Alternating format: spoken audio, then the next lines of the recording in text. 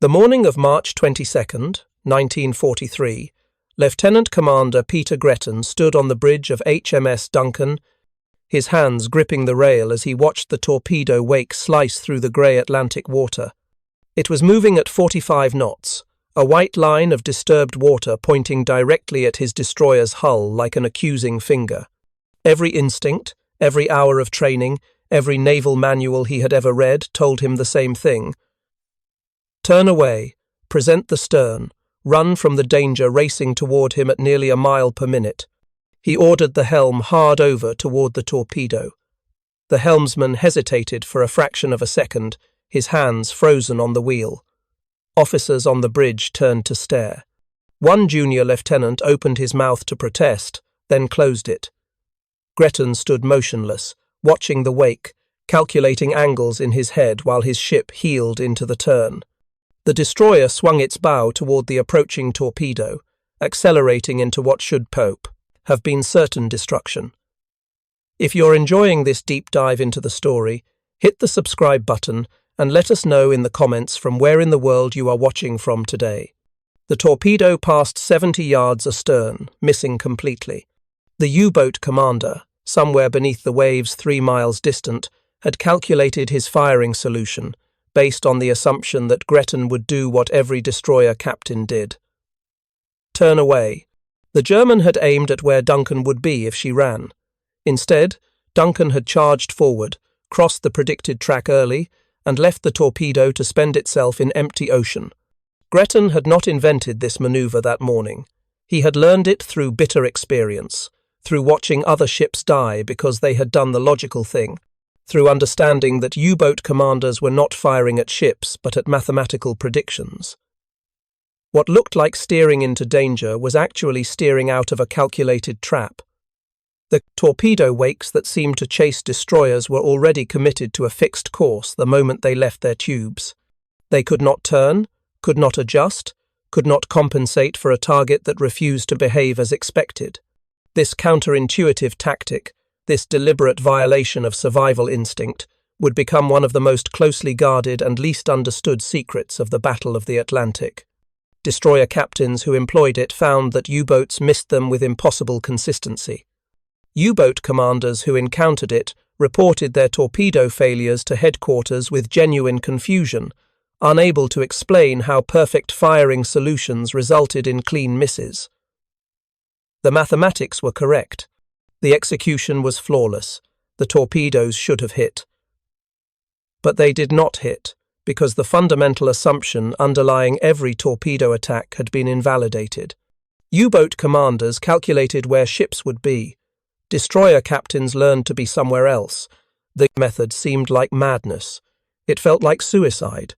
It violated every natural human impulse toward self-preservation. And it worked, over and over, in convoy battle after convoy battle across the killing grounds of the North Atlantic. The story of how this tactic developed, why it functioned, and what it meant for the men who employed it begins not with destroyers at all, but with the weapons designed to sink them. The German G7, a torpedo, the standard weapon carried by Type 7 U-boats in 1943, was a precisely engineered instrument of destruction. It measured 23 feet 4 inches in length and 21 inches in diameter. It weighed 3,386 pounds, fully loaded, of which 617 pounds was the hexanite warhead, powerful enough to break a freighter's back or tear a destroyer's hull open to the sea. The weapon cost approximately 30,000 Reichsmarks to manufacture, roughly equivalent to $15,000 in American currency at the time, making each torpedo more expensive than a luxury automobile.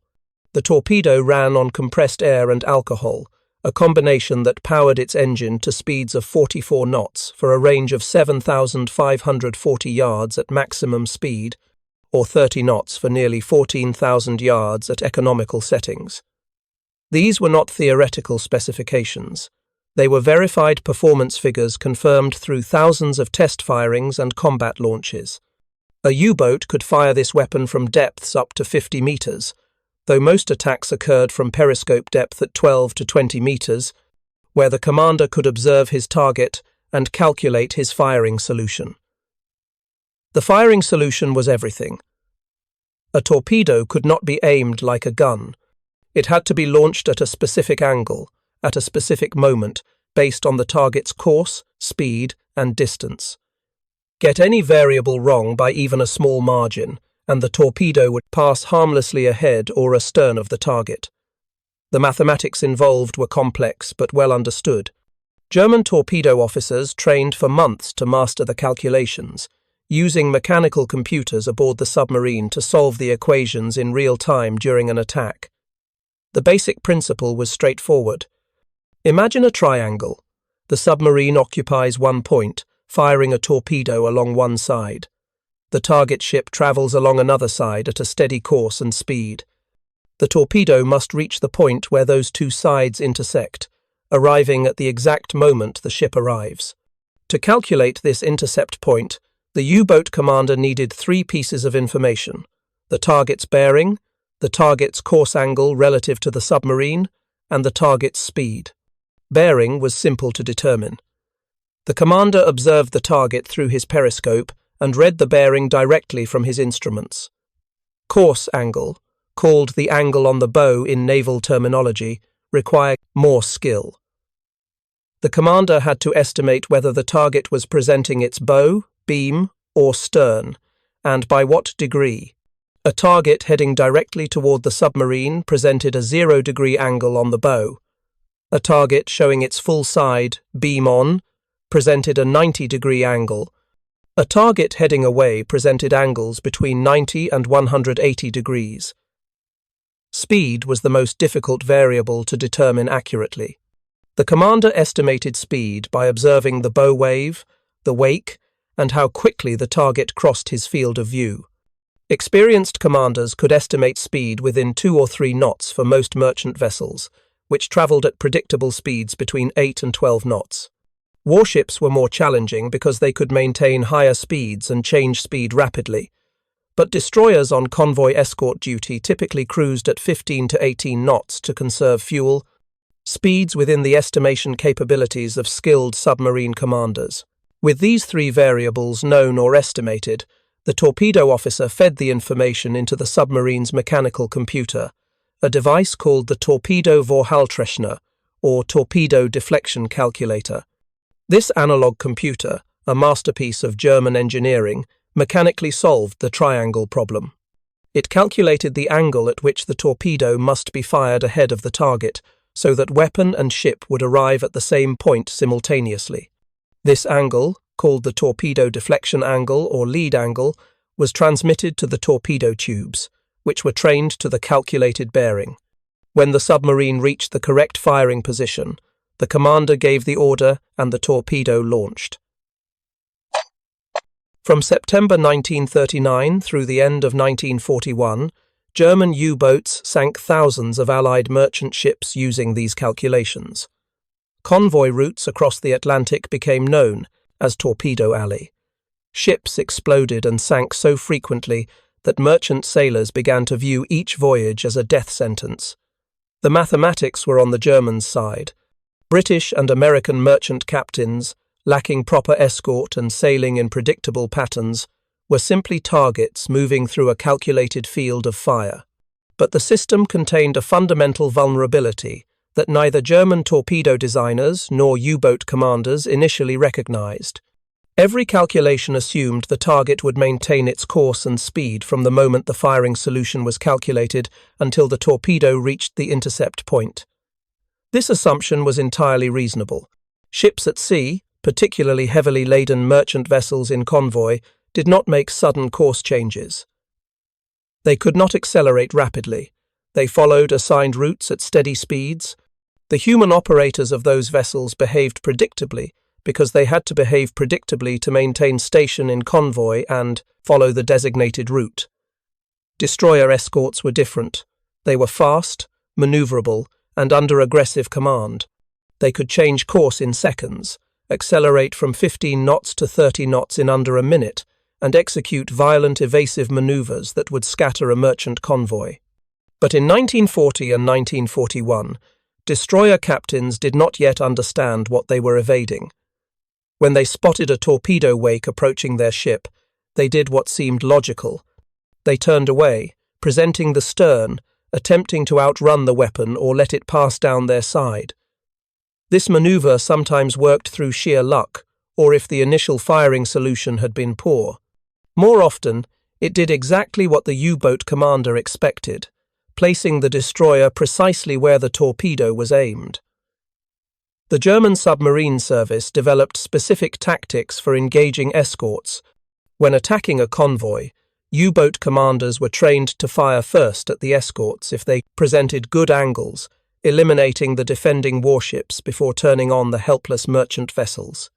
A standard approach involved calculating two firing solutions simultaneously, one for the primary target and one for any escort that might be in position to interfere.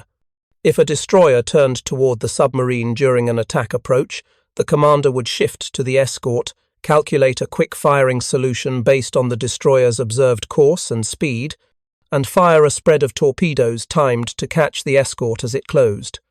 Commander Donald McIntyre of the Royal Navy first observed the pattern in December 1940, while commanding HMS Walker as senior officer of the 5th Escort Group.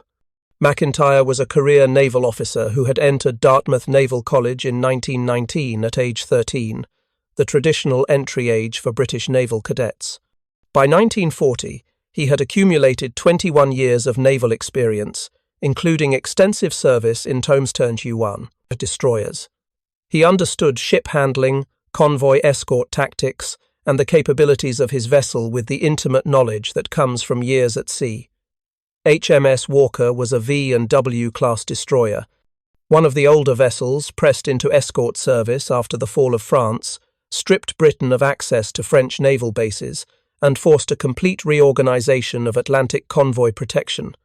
Walker displaced 1,100 tons standard, could make 34 knots at full power, and carried a main armament of 4 4.7-inch guns plus anti-submarine weapons, including depth charges, and the newly installed Type 123 sonar set. The sonar was primitive by later standards but revolutionary for its time, allowing escorts to detect submerged submarines at ranges up to 1,500 yards under good conditions.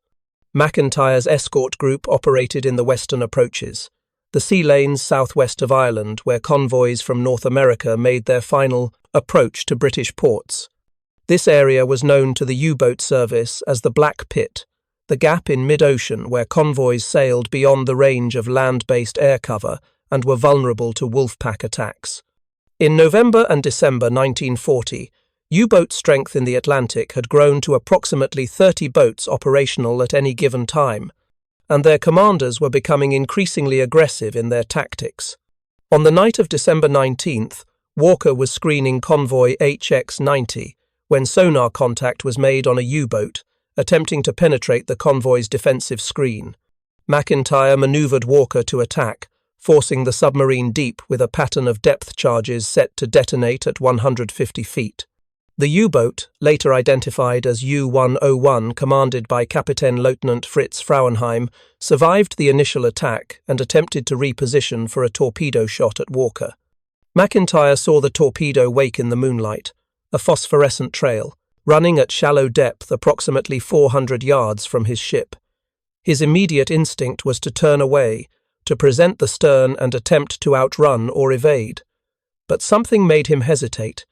He had been calculating angles and speeds in his head throughout the engagement, maintaining an instinctive awareness of where the U-boat must be positioned to launch its attack. If the submarine commander had fired at Walker's current position and course, turning away would carry Walker directly into the torpedo's calculated path. The weapon was not aimed at where Walker was at the moment of firing. It was aimed at where Walker would be 30 seconds later, assuming Walker maintained course or turned predictably. McIntyre ordered the helm hard to starboard, toward the torpedo wake. Walker heeled into the turn, accelerating as her engines responded to the telegraph signal for maximum revolutions. The torpedo passed down the port side, missing by what observers estimated as less than 50 yards. It should have hit.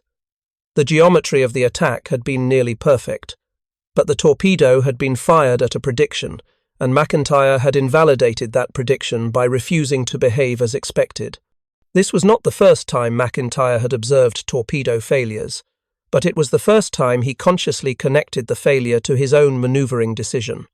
Over the following weeks, he began to develop a theory about torpedo evasion that contradicted everything taught in peacetime naval training. The standard doctrine for torpedo evasion emphasized turning away from the attack, maintaining maximum speed, and presenting the smallest target profile. McIntyre's experience suggested the opposite approach might be more effective: turn toward the threat, cross the predicted track early, and deny the torpedo the opportunity to reach its calculated intercept point. The mathematics supporting McIntyre's theory were straightforward once the underlying principles were understood. A torpedo fired from 3,000 yards at 44 knots required approximately 2 minutes and 30 seconds to reach its target. During those 150 seconds, a destroyer traveling at 20 knots would cover approximately 1,000 yards. The U-boat commander calculated his firing solution at the moment of launch, aiming the torpedo not at the ship's current position, but at the point where the ship would be 150 seconds in the future, assuming steady course and speed. This created a window of vulnerability that lasted from the moment of firing until the torpedo reached its intercept point. If the target ship changed course or speed at any time during this window, the torpedo would miss because it could not adjust its course after launch. The earlier in the window the ship maneuvered, the greater the miss distance, because the torpedo would continue on its calculated bearing for the full 2.5 minutes, moving further from the maneuvering target with each passing second. A destroyer captain who spotted a torpedo wake had perhaps 20 to 30 seconds to react before the weapon reached lethal range.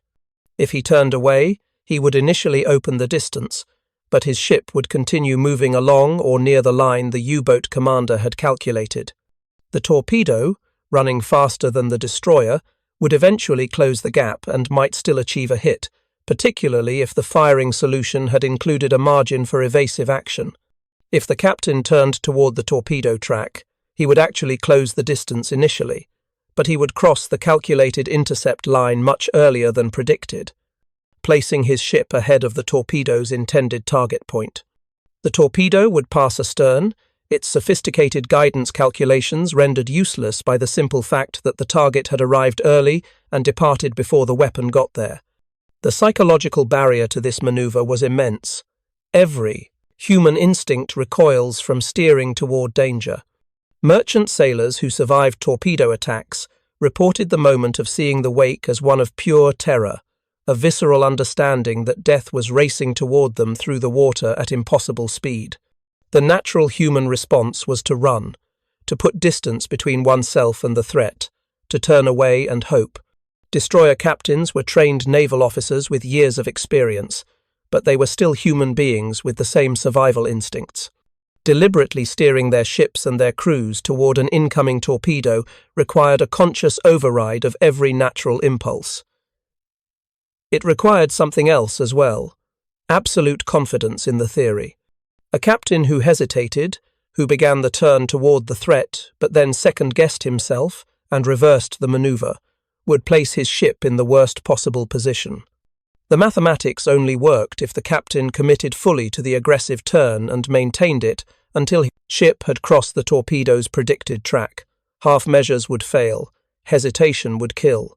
The maneuver demanded decisiveness, born from intellectual conviction that the theory was correct, even when every nerve in the captain's body screamed that it was suicide. If you find this story engaging, please take a moment to subscribe and enable notifications. It helps us continue producing in-depth content like this.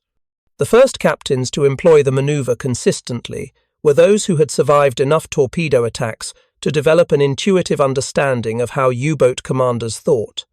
They recognized that submarine warfare was fundamentally a mathematical exercise, that torpedoes were fired at calculations rather than ships, and that disrupting the calculation was more effective than simply trying to outrun the weapon. These captains became evangelists for the new tactic, explaining the theory to other escort commanders during convoy conferences and recommending it in after-action reports. But the tactics spread slowly, hindered by skepticism, by institutional resistance to doctrine that contradicted decades of peacetime training, and by the simple fact that it felt wrong.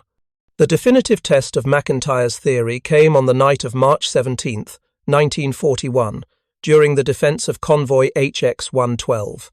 The convoy had departed Halifax, Nova Scotia, on March 5th, with 41 merchant ships carrying war materials, food, and fuel to Britain.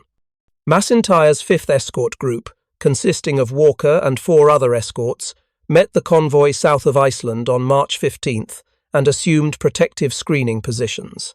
By March 17th, the convoy was approximately 400 miles south of Iceland, deep in the Black Pit, where U-boat attacks were most frequent. At 2100 hours, sonar operators aboard Walker detected a submarine contact at 1200 yards, bearing 270 degrees. McIntyre ordered Walker to investigate, maneuvering the destroyer toward the contact while the other escorts maintained their positions around the convoy. As Walker closed the range, the submarine dove deep, attempting to slip away beneath the destroyer. McIntyre ordered a depth charge pattern set for 200 feet, dropping 8 charges in a systematic search pattern designed to bracket the submarine's probable location. The U-boat was U-99, commanded by Captain Lieutenant Otto Kretschmer, one of the most successful submarine commanders in the German Navy. Kretschmer had sunk 44 ships totaling 281,000 tons since the war began, making him the 3rd highest-scoring U-boat ace in history. He was experienced, aggressive, and thoroughly familiar with British escort tactics.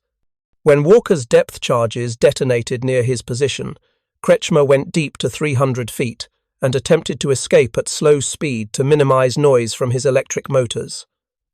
McIntyre maintained sonar contact throughout the evasion attempt. Walker tracked the submarine for 2 hours, dropping 5 additional depth charge patterns that progressively damaged U-99's pressure hull and forced Kretschmer to surface. The submarine broke the surface at 23:35 hours, approximately 5 miles from Walker's position. McIntyre ordered maximum speed and turned toward the surfaced submarine, intending to ram. Kretschmer, recognizing his boat was disabled and sinking, attempted one final attack. U-99's bow torpedo tubes were still operational. At a range of approximately 2,000 yards, Kretschmer fired his last 2 torpedoes at Walker, calculating a hasty firing solution based on the destroyer's bearing and speed. The torpedoes ran true, their wakes visible in the moonlight as phosphorescent lines converging on Walker's position. McIntyre saw both wakes simultaneously. Standard doctrine would have called for turning away, presenting the stern, attempting to outrun weapons fired from such close range. Instead, McIntyre ordered full rudder toward the torpedo tracks, swinging Walker's bow directly toward U-99 and directly into the paths of the approaching torpedoes. Officers on Walker's bridge shouted warnings. The crew braced for impact. The ship heeled violently as it turned at maximum speed, its hull shuddering from the strain of the high-speed maneuver. Both torpedoes missed. One passed down Walker's port side at an estimated distance of 30 yards. The second passed under the keel amidships, running too deep to detonate its magnetic influence fuse. Walker charged through the torpedo tracks, crossed the space where Kretschmer's calculations had predicted the destroyer would be, and continued accelerating toward the crippled submarine. At 50 yards distance, Kretschmer ordered his crew to abandon ship. U-99 sank at 00:45 hours on March 18th. Walker rescued 40 survivors, including Kretschmer, who became a prisoner of war. McIntyre's action report from convoy HX-112 reached Western Approaches Command in Liverpool on March 20th, 1941. The report documented the entire engagement with U-99, including the specific details of the final torpedo evasion. Range, bearing, the decision to turn toward rather than away from the attack, and the successful outcome. Captain George Creasy, Director of Anti-Submarine Warfare at the Admiralty, read the report with particular interest. Creasy had been analysing torpedo attack patterns for months, collecting data from convoy battles across the Atlantic, searching for tactical innovations that might reduce merchant ship losses. The report was circulated to escort group commanders throughout the Western Approaches Command. Creasy attached a memorandum recommending that destroyer captains consider aggressive maneuvering toward torpedo attacks rather than conventional evasion. The memorandum was carefully worded, suggesting rather than ordering the tactic, acknowledging that it contradicted established doctrine and required judgment from individual commanders. But the seed was planted. Escort commanders began discussing the theory during convoy conferences. Some remained skeptical. Others, particularly those who had survived torpedo attacks through what they had assumed was luck, began to recognize a pattern in their own experiences. Commander Frederick Walker, no relation to HMS Walker but commanding officer of HMS Stork and later one of the most successful U-boat hunters of the war, adopted the aggressive turn tactic after studying McIntyre's report. Walker commanded the 36th Escort Group, which operated primarily in the western approaches and along the Gibraltar convoy routes.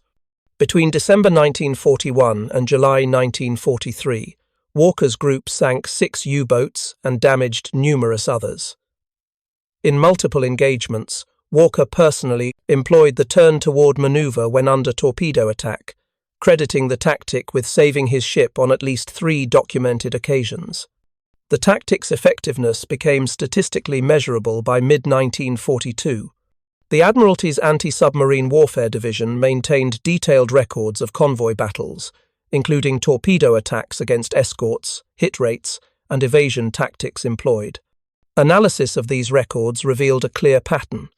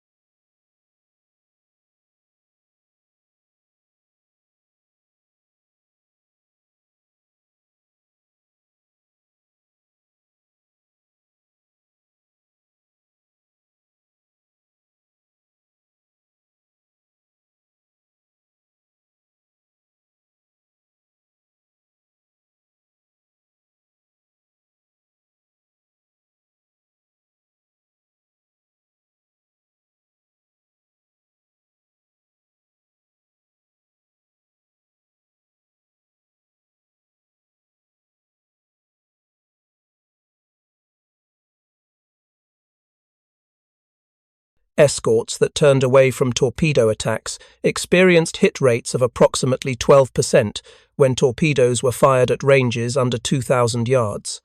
Escorts that turned toward attacks experienced hit rates of approximately 3% under similar conditions. The difference was stark enough that by late 1942, aggressive maneuvering toward torpedo wakes became standard doctrine in Royal Navy escort training. American destroyer commanders learned the tactic from British counterparts during joint convoy operations. The United States Navy entered the Atlantic escort war in earnest in mid-1941, when President Roosevelt declared the Western Hemisphere neutral zone and authorized U. destroyers to escort convoys as far as Iceland. American destroyer captains trained alongside British escorts, participated in convoy conferences, and absorbed tactical lessons from officers who had been fighting U-boats for 2 years. The aggressive turn toward torpedoes was one of those lessons, passed informally from experienced British commanders to their American counterparts during operational briefings and social gatherings ashore. Lieutenant Commander Eugene Sarsfield, commanding USS Bory, a Clemson-class destroyer transferred to Atlantic escort duty in September 1941, recorded his first experience with the tactic in his ship's log on November 3, 1941. Bory was screening convoy HX-156 when sonar detected a U-boat attempting to penetrate the screen. During the subsequent engagement, the submarine fired a single torpedo at Bory from approximately 1,500 yards. Sarsfield, who had discussed McIntyre's tactic with British officers 2 weeks earlier in Reykjavik, ordered full rudder toward the torpedo wake. The weapon missed by an estimated 40 yards. Sarsfield's log entry noted that the maneuver felt unnatural, but that the mathematics made sense once he had committed to the turn. German U-boat commanders began reporting anomalous torpedo failures with increasing frequency in late 1941 and throughout 1942. War diaries recovered after the war reveal a pattern of confusion and frustration among submarine captains who had executed perfect firing solutions only to watch their torpedoes miss inexplicably. Captain Lieutenant Reinhard Suren, commanding U-564, reported in his war diary from April 1942 that he had fired 3 torpedoes at a destroyer escort at a range of 1,200 meters with an angle on the bow of 60 degrees, conditions that should have guaranteed at least 1 hit. All 3 torpedoes missed astern.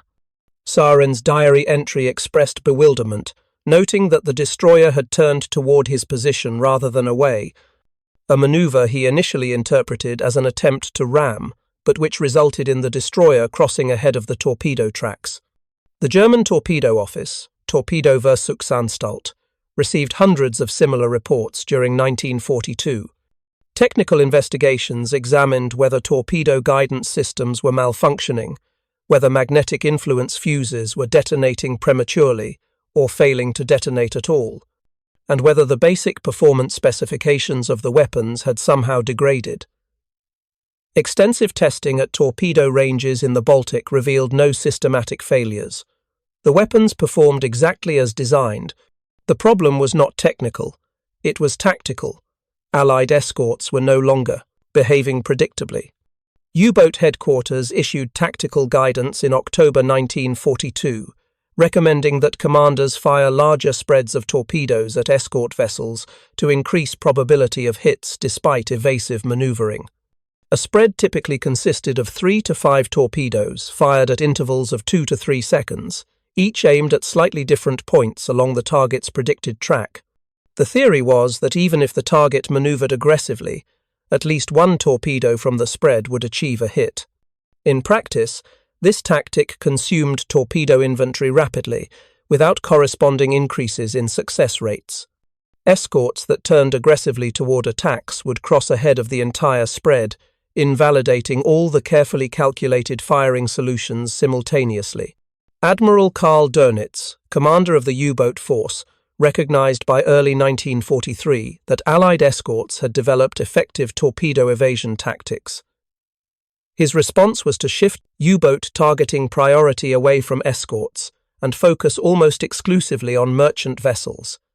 New tactical instructions issued in March 1943 directed U-boat commanders to avoid engaging escorts unless absolutely necessary for convoy penetration. The primary mission was sinking merchant tonnage, not fighting naval battles with increasingly effective destroyer escorts. This shift in targeting priority represented an implicit acknowledgement that the torpedo, Germany's primary submarine weapon, had become significantly less effective against alert, well-handled warships. The psychological impact on U-boat crews was considerable. Submarine warfare required enormous courage under any circumstances, operating submerged in a steel tube under crushing water pressure, hunted by escorts equipped with sonar and depth charges. The knowledge that their primary weapon was losing effectiveness against escorts added another layer of stress. U-boat crewmen who survived the war and were later interviewed by historians recalled the period from mid-1942 onward as marking a fundamental shift in the Battle of the Atlantic. Before that point, U-boats had been hunters. After that point, increasingly, they became the hunted. Escort groups grew more numerous, better trained, and tactically superior. Air coverage extended further into mid-Atlantic, and the escorts themselves had learned how to defeat the torpedo, the weapon that had made U-boats effective commerce raiders in the first place. The tactic that destroyer captains learned through bitter experience, validated through mathematical analysis, and adopted through institutional change, saved hundreds of ships and thousands of lives during the Battle of the Atlantic. Precise numbers are impossible to calculate because we cannot know how many ships would have been sunk had escorts continued employing conventional evasion tactics. But the statistical evidence from Admiralty records suggests the impact was substantial. Torpedo hit rates against escorts declined from approximately 12% in 1941 to approximately 3% by 1943, while the number of torpedo attacks actually increased as U-boat numbers peaked. The human cost of learning this lesson was paid in the ships that were sunk before the tactic became standard practice. HMS Cossack torpedoed on October 23, 1941, while escorting convoy HG-75. HMS Audacity, the first British escort carrier, torpedoed on December 21, 1941, during a night attack by U-751. USS Reuben James torpedoed on October 31, 1941, while escorting convoy HX-156, becoming the first U.S. Navy vessel sunk in the war with the loss of 115 men. Each of these ships, and dozens of others, were lost to torpedoes that might have missed had their captains known to turn toward, rather than away from the attack. The survivors of those sinkings, the men who spent hours in frigid Atlantic water waiting for rescue, who watched their shipmates die from hypothermia or drown in fuel oil, paid a personal price for institutional learning. They were the casualties of a tactical gap, the lag time between when a better method becomes theoretically possible and when it becomes standard practice. Naval warfare, like all warfare, is learned through experience. The lessons are written in loss. The improvements are measured in lives saved after previous lives were spent learning what not to do. For the destroyer captains who mastered the aggressive turn, the tactic became instinctive. Commander Peter Gretton, who opened this story, survived the war having commanded escorts through 44 Atlantic convoys. He was awarded the Distinguished Service Order and 2 bars, recognition of repeated acts of exceptional leadership under combat conditions.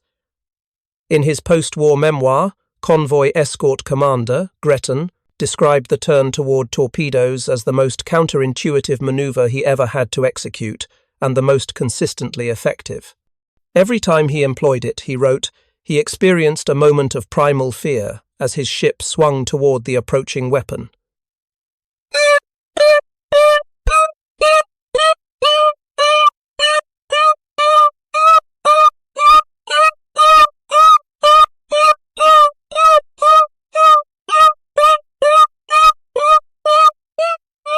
Every time, the torpedo missed because he had refused to be where the U-boat commander calculated he would be. The tactic represented a profound psychological shift in how destroyer captains understood their tactical situation.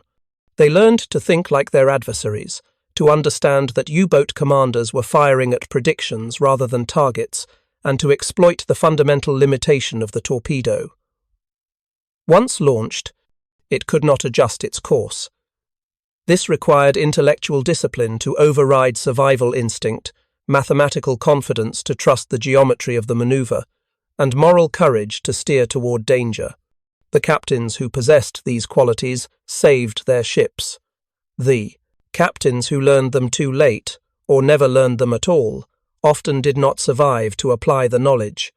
By 1943, the Battle of the Atlantic had turned decisively in favor of the Allies. More escorts, better tactics, extended air coverage, improved sonar, breaking of German naval codes, and a dozen other factors contributed to the victory. But among those factors, recorded in convoy reports and escort commander memoirs and U-boat war diaries recovered after the war, was the simple fact that destroyer captains had learned to zigzag into torpedoes rather than away from them. What looked like madness was actually mathematics. What felt like suicide was actually survival.